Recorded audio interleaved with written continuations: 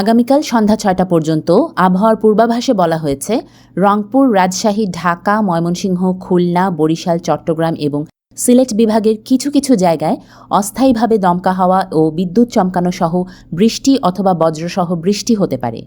গোপালগঞ্জ, পাবনা, সিরাজগঞ্জ, যশোর এবং পটুয়াখালী জেলাসমূহের উপর দিয়ে মৃদু তাপপ্রবাহ বয়ে যাচ্ছে এবং কয়েক জায়গায় তা প্রশমিত হতে পারে। সারা দেশের রাত এবং দিনের তাপমাত্রা হ্রাস পেতে পারে। আজ দেশে সর্বোচ্চ তাপমাত্রা রেকর্ড করা হয় যশোরে ৩৭.৪ ডিগ্রি সেলসিয়াস। রাজধানী ঢাকার সর্বোচ্চ তাপমাত্রা রেকর্ড করা হয় ৩৫ ডিগ্রি সেলসিয়াস। আগামীকাল সন্ধ্যা ৬টা পর্যন্ত আবহাওয়ার পূর্বাভাসে বলা হয়েছে রংপুর, রাজশাহী, ঢাকা, ময়মনসিংহ, খুলনা, বরিশাল, চট্টগ্রাম এবং সিলেট বিভাগের কিছু কিছু জায়গায় অস্থায়ীভাবে দমকা হাওয়া ও বিদ্যুৎ চমকানো সহ বৃষ্টি অথবা বজ্রসহ বৃষ্টি হতে পারে।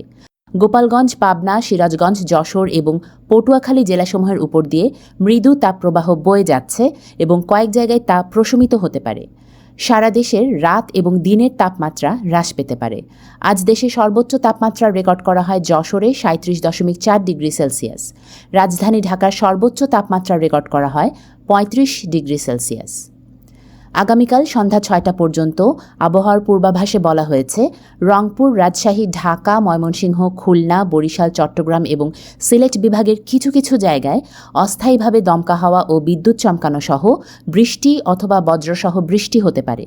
গোপালগঞ্জ, পাবনা, সিরাজগঞ্জ, যশোর এবং পটুয়াখালী জেলাসমূহের উপর দিয়ে মৃদু তাপপ্রবাহ বয়ে যাচ্ছে এবং কয়েক জায়গায় তা প্রশমিত হতে পারে। সারা দেশের রাত এবং দিনের তাপমাত্রা হ্রাস পেতে পারে। আজ দেশে সর্বোচ্চ তাপমাত্রা রেকর্ড করা হয় যশোরে ৩৭.৪ ডিগ্রি সেলসিয়াস। রাজধানী ঢাকার সর্বোচ্চ তাপমাত্রা রেকর্ড করা হয় ৩৫ ডিগ্রি সেলসিয়াস।